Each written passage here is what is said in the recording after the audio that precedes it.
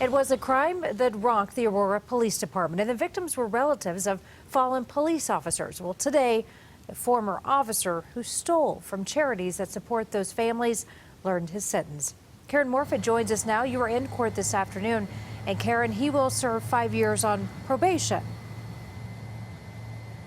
That's right, Karen, but with the stipulation that if he does not complete that successfully, he will go to prison for 4 years. Today in court, representatives from both of those charities spoke out and did not hold back about their disgust for Albert, as well as his abuse of trust.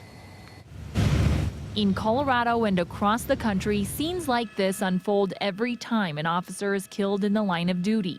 The Brotherhood of the Fallen ensure that the support is there. Mr. Albert was a person that we once considered our brother.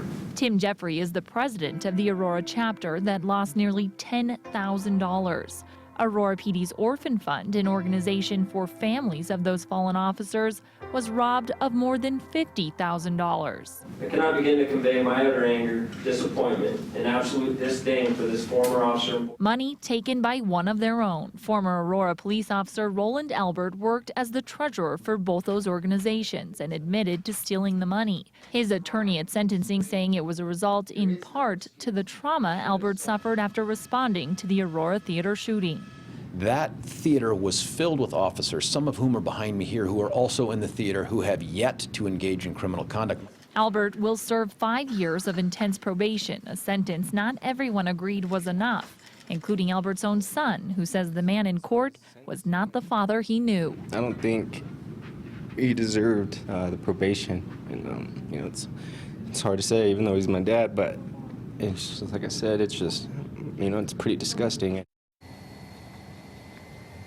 Now, as part of that sentence, Albert will also spend 18 months in jail with work release. The idea is that it will give him an opportunity to start paying back some of those charities. But both of those organizers say they have been harmed badly by this, saying that they have now been put on a charity watch list, and it has cost them money as well as a lot of their reputation. For now, we're live in Aurora. Karen Morfitt covering Colorado First. Karen, thank you.